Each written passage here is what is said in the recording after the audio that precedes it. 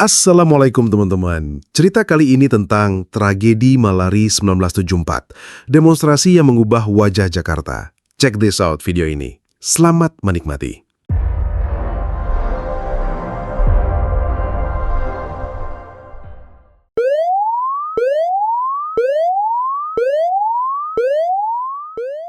Jakarta, Januari 1974. Kota ini berdetak dengan gelisah. Jalan-jalan dipenuhi bis kota tua, becak yang berselimeran, dan ribuan mahasiswa yang sudah tak tahan lagi dengan keadaan. Dari kampus-kampus besar, seperti Universitas Indonesia, Trisakti, hingga Universitas Atmajaya, suara protes bergema, menuntut perubahan yang dianggap sudah terlalu lama ditahan. Hari itu, hawa panas Jakarta bukan hanya datang dari matahari yang terik, tapi juga dari dada anak-anak muda yang berteriak lantang. Turunkan harga, hapuskan korupsi, rakyat lapar, penguasa berpesta. Pemberitaan Orde Baru di bawah Soeharto sedang dalam sorotan. Di satu sisi, pembangunan digembar-gemborkan, utang luar negeri digelontorkan, dan investor asing, terutama dari Jepang, diberikan karpet merah. Tapi di sisi lain, rakyat kecil merasa semakin tertindas. Harga-harga melambung, ketidakadilan menganga, sementara kroni-kroni penguasa menikmati manisnya kekuasaan. Puncak kegelisahan itu datang ketika Perdana Menteri Jepang, Kakuei Tanaka, dijadwalkan berkunjung ke Indonesia. Bagi mahasiswa, ini bukan sekadar kunjungan diplomasi. Bagi mereka, ini simbol dari penjajahan gaya baru. Kapitalisme asingnya masuk tanpa kendali, mengeruk kekayaan negeri, sementara rakyatnya hanya menjadi penonton. Sejak pagi, ribuan mahasiswa berbaris di berbagai titik kota. Mereka menyalakan semangat dengan spanduk, pamflet, hingga orasi yang memekakan telinga. Indonesia bukan tanah jajahan, jangan gadaikan negeri ini, teriak seorang mahasiswa di atas mobil pick-up dengan pengeras suara berkarat yang suaranya pecah namun membakar hati ribuan orang. Di wajah-wajah muda itu, tampak jelas keberanian bercampur dengan amarah. Mereka bukan sekedar menolak kedatangan seorang Perdana Menteri asing. Mereka sedang melawan sistem yang mereka anggap busuk, penuh dengan kepentingan segelintir elit. Jakarta seperti genting. Jalanan Sudirman hingga Semanggi menjadi lautan manusia. Para pedagang kecil terpaksa menutup lapak mereka lebih awal, takut terseret dalam gelombang massa. Aroma asap rokok bercampur keringat, suara sandal dan sepatu menghandam aspal, bendera merah putih berkibar di tengah panas siang yang menyengat. Tapi, di balik semua itu, bayangan kelam sudah menunggu. Aparat keamanan, tentara dan polisi berdiri di berbagai sudut kota. Mereka tak hanya membawa tameng dan pentungan, tapi juga senjata laras panjang. Ketegangan, seperti menunggu percikan api yang bisa meledak kapan saja. Dan percikan itu semakin dekat. Di sebuah sudut, seorang mahasiswa berdiri dengan suara serak namun lantang. Kita tidak takut pada senjata mereka. Kita tidak takut pada kekuasaan. Yang harus mereka takutkan adalah suara rakyat. Teriakan itu disambut sorak-sorai ribuan mahasiswa. Jakarta bergetar. Hari itu, 15 Januari 1974, bukan lagi sekadar demonstrasi. Hari itu adalah bara yang menyulut api. Hari ketika suara mahasiswa mengguncang kekuasaan, dan hari ketika sejarah kelam Jakarta mulai tercatat dengan tinta darah. Karena tak ada yang tahu bahwa dalam hitungan jam, Jakarta akan berubah menjadi lautan api. Jakarta, 15 Januari 1974. Siang itu, jalanan ibu kota yang biasanya penuh dengan deru kendaraan berubah menjadi lautan manusia. Ribuan mahasiswa dari berbagai universitas berkumpul, membawa spanduk, poster, dan suara yang menggelegar. Di udara yang panas, teriakan mereka membelah langit Jakarta. Turunkan harga, hentikan korupsi, tolak dominasi modal asing. Awalnya, Demonstrasi ini adalah wujud idealisme, gerakan moral yang ingin menegur penguasa, mengingatkan bahwa rakyat tidak boleh dijual demi keuntungan asing. Namun apa yang dimulai dengan semangat intelektual, perlahan berubah menjadi arus besar yang tak terbendung. Pasukan keamanan sudah berjaga di berbagai titik. Polisi berbaris dengan tameng dan pentungan, sementara pasukan militer menunggu di belakang dengan ekspresi dingin. Mereka tahu, siang itu bukan sekedar aksi mahasiswa biasa. Ada kegelisahan besar yang sedang bergejolak dan bisa saja berubah jadi ledakan. Di persimpangan Jalan Sudirman, seorang mahasiswa berteriak lantang melalui megafon. Wajahnya penuh semangat, suaranya bergetar tapi tegas. Ini negeri kita, jangan biarkan bangsa asing menguasai hidup kita. Rakyat kecil sudah menderita, sementara pejabat dan pengusaha asing menari di atas penderitaan kita.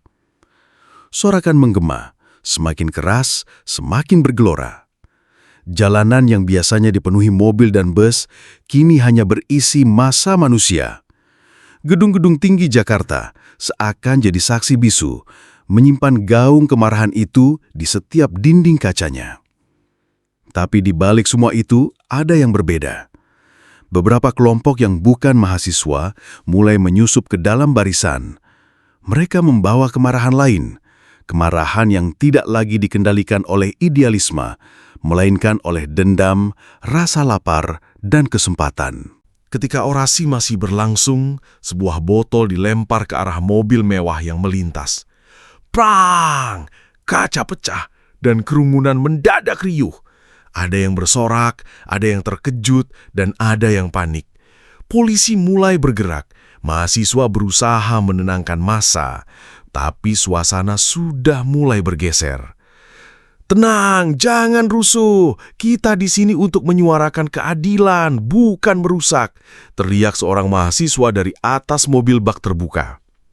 Namun suaranya tenggelam di tengah gelombang manusia yang semakin liar. Keringat bercucuran. Di wajah-wajah muda itu ada perpaduan antara keberanian dan ketakutan. Mereka tahu setiap langkah bisa mengundang peluru, setiap teriakan bisa berakhir dengan pentungan. Tapi mereka tetap maju, seakan ada sesuatu yang jauh lebih besar dari rasa takut. Keinginan untuk dilihat, untuk didengar, untuk tidak lagi dipandang kecil oleh penguasa. Di sisi lain, aparat mulai kehilangan kesabaran. Barisan tameng didorong maju, pentungan diangkat, bentrokan kecil pun tak terelakkan. Dorong-dorongan, teriakan dan tangisan mulai terdengar di udara. Asap gas air mata ditembakkan. Bau menyengatnya membuat orang batuk, mata perih, dan massa berlarian tak tentu arah. Namun, semakin keras represi dilakukan, semakin besar pula amarah yang terbakar. Beberapa kelompok mulai menyerang balik, merusak mobil, bahkan membakar ban di tengah jalan. Api mulai menjilat udara Jakarta, dan untuk pertama kalinya, ibu kota terlihat seperti medan perang. Hari itu, Jakarta bukan lagi kota modern dengan mimpi besar, melainkan kuali panas tempat idealisme, amarah, dan kekuasaan bertemu lalu meledak. Malari 1974 tidak lagi sekadar demonstrasi mahasiswa. Ia berubah menjadi bara yang membakar wajah Jakarta. Dan dari sinilah, tragedi itu perlahan bergulir, merenggut ketenangan ibu kota, dan meninggalkan luka yang tak pernah benar-benar sembuh. Hari itu, Jakarta mendidih. Ribuan mahasiswa turun ke jalan, membanjiri kawasan Menteng hingga Jalan Tamrin. Bendera-bendera organisasi mahasiswa berkibar. Spanduk bertuliskan "Tolak modal asing" dan "Hidup mahasiswa" diangkat tinggi. Suara orasi pecah di udara, berbaur dengan teriakan lantang yang bergema di antara gedung-gedung beton ibu kota. Bagi banyak orang, hari itu adalah puncak dari kemarahan yang sudah lama dipendam. Mahasiswa menuduh pemerintah terlalu tunduk pada kepentingan asing, terutama Jepang, yang ekonominya mulai menguasai pasar Indonesia. Mobil-mobil buatan Jepang membanjiri jalanan. Toko-toko menjual barang-barang impor, sementara rakyat kecil tetap bergelut dengan kemiskinan. Apakah kita hanya jadi budak di negeri sendiri? teriak seorang mahasiswa dengan suara serak. Kerumunan mahasiswa tidak lagi hanya sekedar unjuk rasa. Mereka berubah menjadi gelombang manusia yang sulit dibendung. Jakarta, yang biasanya penuh hiruk-pikuk kendaraan, mendadak lumpuh. Polisi berbaris dengan tameng, membentuk barikade. Ketegangan antara massa dan aparat semakin terasa. Satu lontaran batu kecil menjadi pemicu. Benturan pun tak bisa dihindari. Gas air mata ditembakkan, membuat ribuan mahasiswa berhamburan. Batuk dan air mata bercampur dengan teriakan panik. Namun, di tengah kekacauan itu, sebagian massa yang sudah terprovokasi mulai bertindak lebih jauh. Mereka merangsek ke arah pusat-pusat bisnis. Mobil-mobil asing menjadi sasaran. Gedung-gedung yang dianggap simbol modal asing dilempari batu. Api mulai membakar, pertama kecil, lalu membesar, menelan mobil-mobil Jepang yang terparkir di tepi jalan. Suasana Jakarta berubah mencekam. Asap hitam membumbung ke langit, seolah menandai bahwa kemarahan rakyat sudah mencapai titik didih. Bukan lagi sekadar protes mahasiswa, melainkan kerusuhan massal yang melibatkan ribuan orang. Warga biasa ikut larut. Sebagian tergerak oleh semangat perlawanan, sebagian lagi memanfaatkan situasi untuk menjara. Di sebuah sudut kota, seorang ibu berlari sambil menggandeng anaknya menjauh dari gedung yang terbakar. Sementara itu, seorang mahasiswa terkapar di pinggir jalan. Kepalanya berdarah terkena pentungan aparat. Jeritan, tangisan, dan teriakan bersahutan, menciptakan pemandangan seperti kota dalam perang. Pemerintah yang awalnya meremehkan gelombang protes kini panik. Telepon berdering di kantor-kantor militer. Laporan masuk tanpa henti. Mobil terbakar di Senen, toko dijarah di Gelodok, gedung asing dilempari di Jalan Sudirman. Situasi keluar kendali. Tragedi Malari 1974 bukan lagi sekedar catatan tentang demonstrasi mahasiswa. Hari itu, Jakarta terbakar oleh api kemarahan. Api yang lahir dari rasa frustrasi.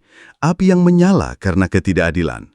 Api yang mengubah wajah ibu kota menjadi medan perlawanan. Dan di tengah kobaran api itu, satu pertanyaan menggantung di udara. Apakah ini tanda lahirnya perubahan? Atau justru awal dari kegelapan yang lebih panjang? Langit Jakarta sore itu berubah kelabu. Asap hitam membubung dari arah Gelodok, menutupi sinar matahari yang kian redup. Jalan-jalan utama berubah menjadi lautan manusia, dan di titik-titik tertentu, api menjilat bangunan yang roboh. Suara sirine bercampur dengan teriakan, jeritan, dan dentuman benda terbakar. Jakarta bukan lagi ibu kota yang penang, melainkan medan perang yang tak kasat mata. Di tengah hiruk-pikuk itu, Dimas dan kelompok mahasiswa Universitas Indonesia berusaha menenangkan massa. Mereka berdiri di perempatan Senen, mencoba menghalau massa yang mulai merusak toko-toko. "Jangan rusak, ini bukan tujuan kita!" teriak Dimas dengan suara serak. Namun kata-katanya tertelan dalam riuh massa yang sudah terbakar emosi. Seorang pemuda dengan wajah penuh amarah melemparkan batu ke arah kaca mobil Jepang yang terparkir di pinggir jalan. Pecahannya beterbangan, membuat orang-orang lain ikut berteriak dan menirunya. Tiba-tiba, sekelompok orang yang tak dikenal menyusup di antara massa. Mereka bukan mahasiswa, bukan juga demonstran yang datang dengan idealisme. Mereka datang dengan niat berbeda, memanfaatkan kekacauan. Tangan-tangan mereka cekatan menjarah toko elektronik, mengangkut televisi, radio, hingga perhiasan. Kekacauan pun makin liar. Budi, sahabat Dimas, menarik lengannya. "Dim, ini sudah lepas kendali. Kalau kita tetap di sini, kita bisa ditangkap atau bahkan dianggap dalang." Tapi Dimas hanya terdiam. Matanya memandang liar pada api yang melalap sebuah showroom mobil Jepang. Mobil-mobil mahal terbakar, meledak satu persatu. Dentuman keras mengguncang udara, membuat massa mundur sejenak lalu kembali berteriak lebih keras. Di sisi lain, Aparat keamanan mulai bergerak. Tentara dengan kendaraan lapis baja dan senapan siap menutup akses jalan. Dentuman tembakan peringatan terdengar, memecah malam yang mulai turun. Namun massa tidak mundur, malah semakin panas, semakin tak terkendali. Di antara asap dan api, Dimas menyadari sesuatu. Ini bukan lagi demonstrasi mahasiswa. Ini sudah berubah menjadi amukan rakyat. Amukan yang tak bisa dipadamkan hanya dengan kata-kata. Malam itu, Jakarta terbakar. Api menjilat langit, lampu-lampu kota padam, dan bayangan ketakutan menyelimuti setiap lorong. Tak ada lagi batas antara demonstrasi, kerusuhan, dan pencerahan. Semua melebur jadi satu, bara api yang tak terkendali. Jakarta setelah 15 Januari 1974. Bukan lagi Jakarta yang sama. Asap hitam sisa kebakaran masih menggantung di udara berhari-hari lamanya. Bau gosong dan besi terbakar menusuk hidung siapapun yang lewat di kawasan Senen atau Cempaka Putih. Jalanan yang sebelumnya dipenuhi poster protes kini berantakan dengan kaca pecah, bangkai kendaraan, dan papan toko yang hangus. Kehidupan kota yang gemerlap tiba-tiba seperti berhenti, seolah ibu kota kehilangan denyut nadinya. Namun, luka terbesar bukan hanya pada bangunan atau mobil yang hancur. Luka itu tertanam dalam dada rakyat, mahasiswa, bahkan aparat yang menyaksikan semuanya. Mahasiswa yang awalnya turun dengan semangat idealisme, kini banyak yang menghilang, ditangkap, atau diseret masuk ke tahanan tanpa kejelasan. Orang tua mereka menangis, mencari kabar, menunggu di depan kantor polisi dengan wajah penuh cemas. Anakku hanya ikut demonstrasi damai, kenapa tidak pulang-pulang? Keluh seorang ibu di depan balai kota. Tapi jawaban yang datang hanya dingin dan tak pasti. Di sisi lain, rakyat kecil yang tadinya ikut menonton atau bahkan ikut terseret dalam amukan massa, kini menanggung kerugian besar. Banyak pedagang kecil kehilangan kiosnya karena ikut terbakar. Tukang becak yang biasa mangkal di depan pasar Senin, kini hanya bisa duduk murung di atas becaknya yang gosong. Malam itu, bukan hanya gedung dan mobil yang terbakar, tetapi juga harapan. Sementara itu, para penguasa mulai menata ulang strategi. Demonstrasi yang awalnya dianggap kebebasan berpendapat, kini dicap sebagai gerakan makar. Mahasiswa yang tadinya menjadi mitra diskusi pemerintah berubah menjadi ancaman. Banyak organisasi mahasiswa dibubarkan, aktivitas kampus diawasi ketat, dan intel mulai menyusup ke setiap rapat kecil. Suasana ketakutan perlahan menyelimuti ruang-ruang akademik. Jangan bicara sembarangan, bisa saja ada telinga yang mendengar. Begitu bisik mahasiswa pada teman sebangkunya. Namun, api idealisme itu tidak padam begitu saja. Di balik ketakutan, ada rasa marah yang tak bisa dilenyapkan.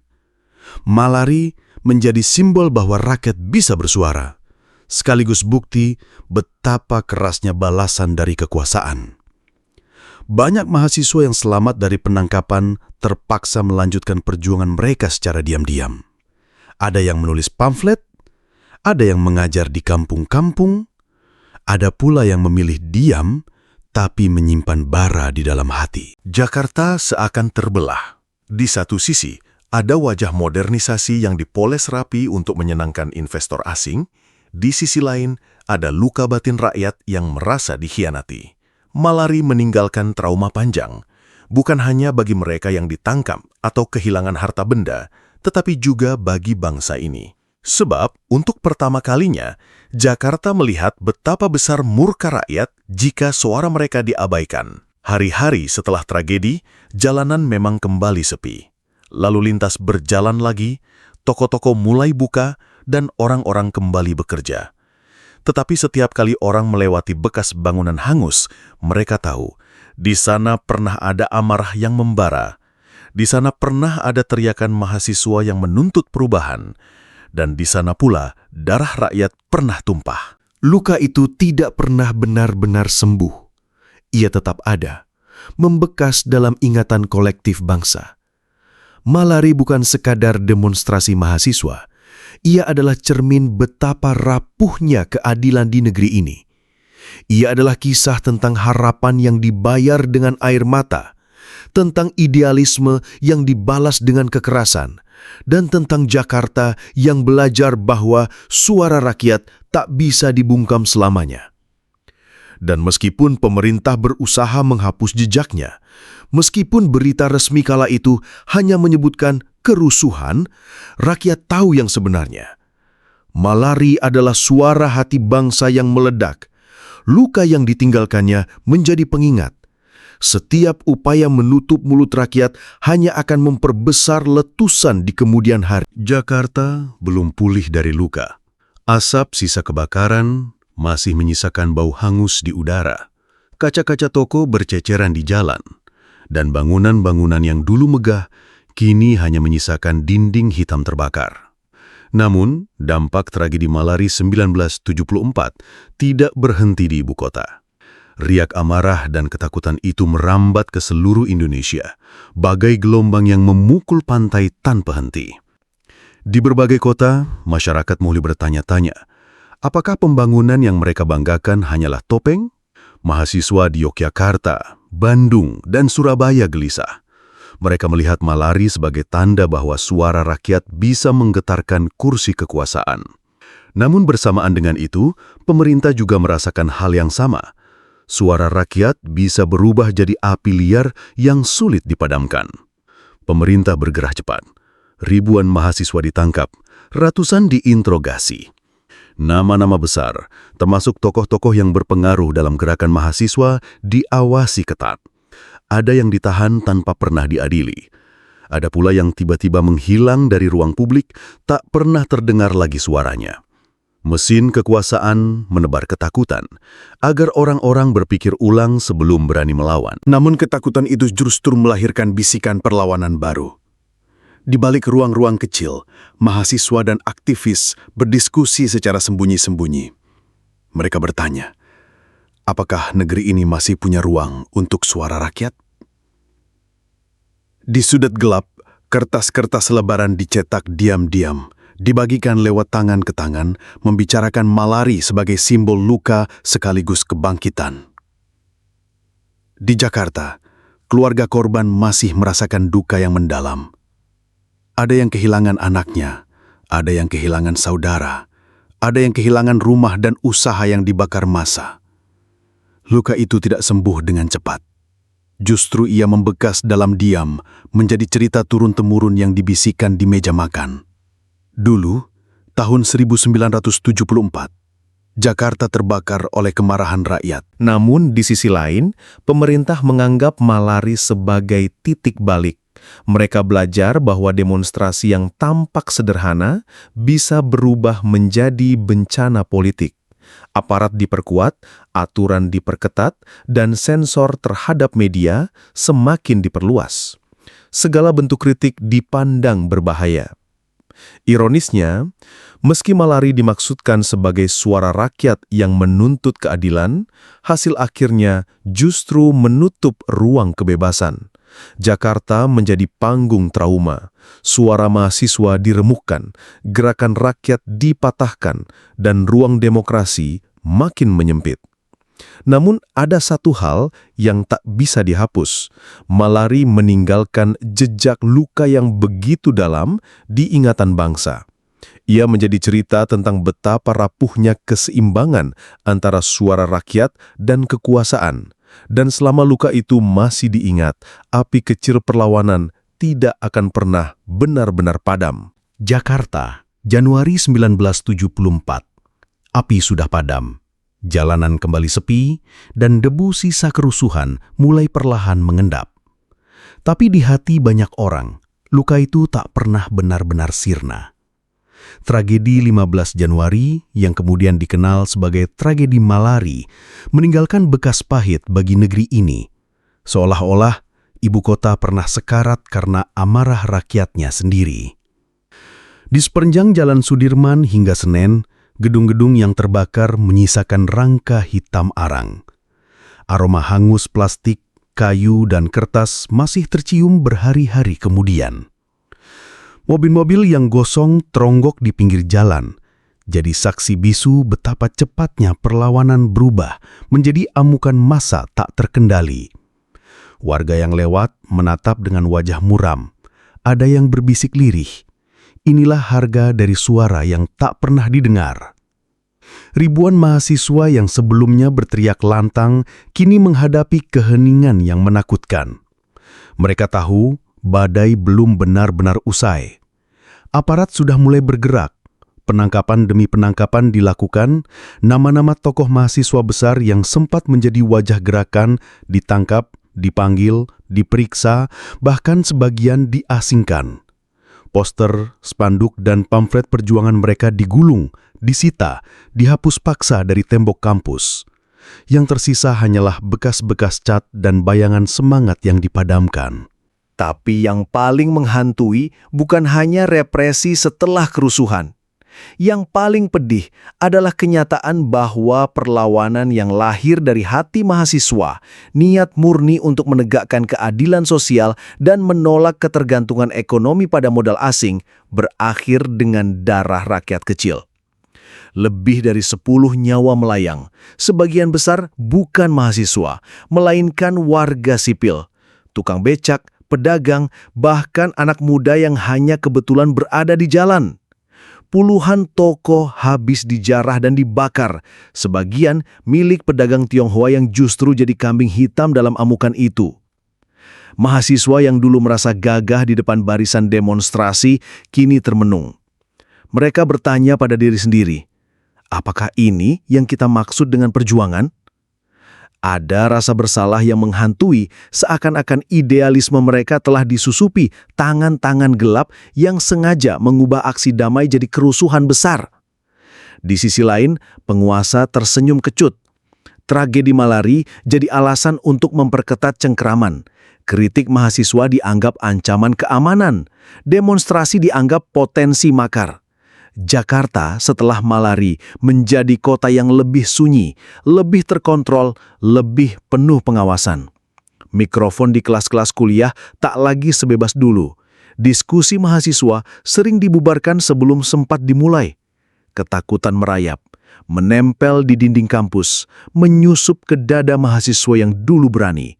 Namun di balik rasa takut itu, Malari juga menyalakan api yang lain, api kesadaran. Banyak orang mulai sadar bahwa suara rakyat bisa mengguncang istana, bahwa amarah mahasiswa bisa membuat Jakarta lumpuh. Tragedi Malari membuktikan bahwa ada batas kesabaran rakyat terhadap ketidakadilan, bahwa harga dari pembangunan yang timpang, yang hanya menguntungkan segelintir orang, adalah kehancuran sosial. Seorang saksi yang kala itu masih mahasiswa pernah berkata puluhan tahun kemudian, dengan mata berkaca-kaca, Malari itu pahit. Kami ingin perubahan, tapi yang terjadi justru luka. Tapi tanpa Malari, mungkin bangsa ini tidak pernah benar-benar sadar bahwa ada yang salah dengan cara kita dijalankan. Jakarta memang kembali berdiri. Gedung-gedung dibangun lagi. Jalan-jalan diperbaiki. Kehidupan kota terus berlanjut, seperti biasa. Tapi di balik hiruk-pikuk itu, Malari tetap hidup sebagai cerita bisu. Sebuah tragedi yang mengajarkan bahwa idealisme bisa dipatahkan, bahwa suara bisa dibungkam, tapi kenangan akan keberanian tidak pernah bisa dihapus. Hari ini, lebih dari setengah abad kemudian, nama Malari masih terpatri dalam sejarah. Ia bukan sekadar catatan kelam, melainkan pengingat bahwa di suatu masa, Jakarta pernah terbakar oleh api mahasiswa, rakyat, dan rezim yang saling bertabrakan. Bahwa demokrasi tidak pernah hadir tanpa luka, dan kebebasan tidak pernah datang tanpa harga. Dan mungkin justru disitulah makna Malari, luka yang tidak pernah hilang, tapi juga api yang tidak pernah padam.